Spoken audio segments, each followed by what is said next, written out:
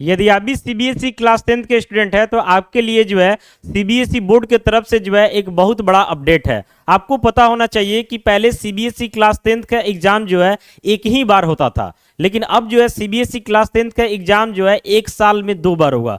तो इसको लेकर के आपके मन में बहुत सारा कंफ्यूजन होगा कि 2 बार जो एग्जाम होगा उसका क्या मतलब है, क्या हमें पहला एग्जाम देना है, हमें दूसरा एग्जाम देना है, या फिर हमें दोनों एग्जाम देना है, और दोनों एग्जाम देने के बाद क्या रिजल्ट में कहीं से कोई डिफरेंस तो नहीं होगा। इस तरीके से जो है आपके मन में बहुत सारा कंफ्यूजन होगा, इसलिए हमें लगा कि एक प्रॉपर वीडियो इस पे बनाना चाहिए और आपके मन के जो है सभी कंफ्यूजन को जो है दूर कर देना चाहिए। तो यहाँ पे जो है हमने डाला हुआ कि सीबीएसई बोर्ड जो है अब साल में 2 बार जो है 10वीं की परीक्षा लेगी। सबसे पहले जान लीजिए कि ये नियम जो है सिर्फ क्लास 10th के लिए है, क्लास 12th के लिए नहीं है। यानी क्लास 12th का एग्जाम जैसे पहले एक बार होता था, अभी भी एक ही बार होगा। सिर्फ जो है क्लास 10th का एग्जाम साल में 2 बार कराया जाएगा। इसमें जो है क्या पहली परीक्षा जो है देना अनिवार्य होगी, इस तरीके का क्वेश्चन आपके मन में हो सकता है।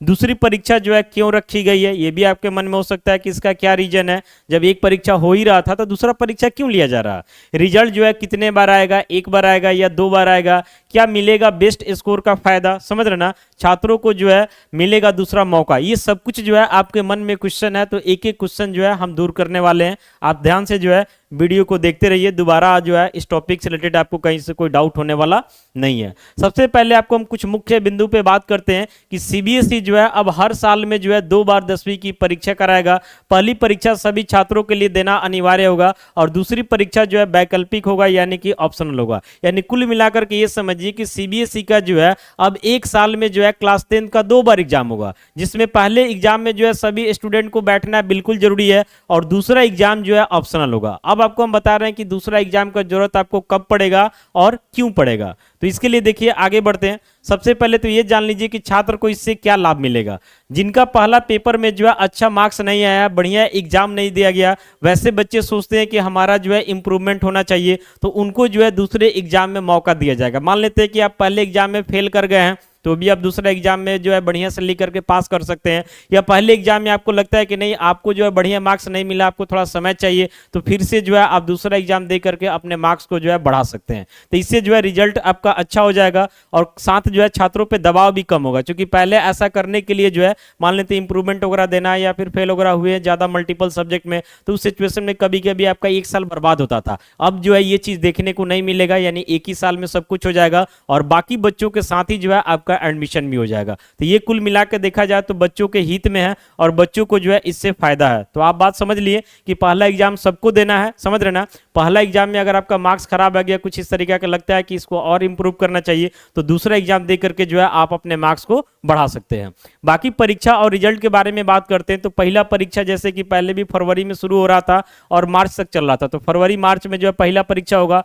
परिणाम के बारे में बात करते हैं, यानी रिजल्ट के बारे में बात करते हैं, तो अब जो है अप्रैल में ही रिजल्ट को जारी कर दिया जाएगा। फिर दूसरे परीक्षा के बारे में बात करते हैं तो मान लेते हैं रिजल्ट जारी हो गया अप्रैल में, अब आपको पता चल जाएगा कि हमें दूसरा परीक्षा देना है या नहीं। अगर आपको लगता है कि दूसरा परीक्षा देना है तो उसके लिए फिर से अप्लाई कर दीजिए।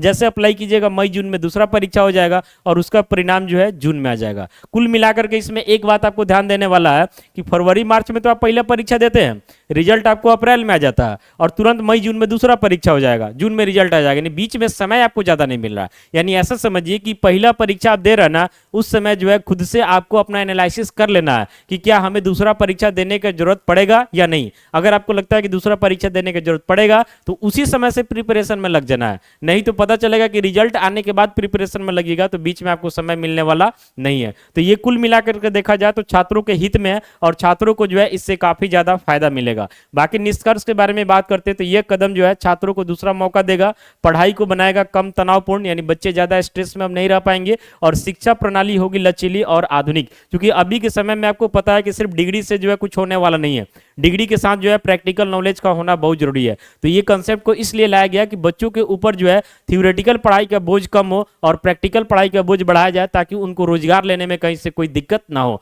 बाकी आप इस वीडियो को लेकर के क्या सोचते हैं कमेंट्स करके बता सकते हैं। मिलते हैं अगले नए वीडियो के साथ। Thank you.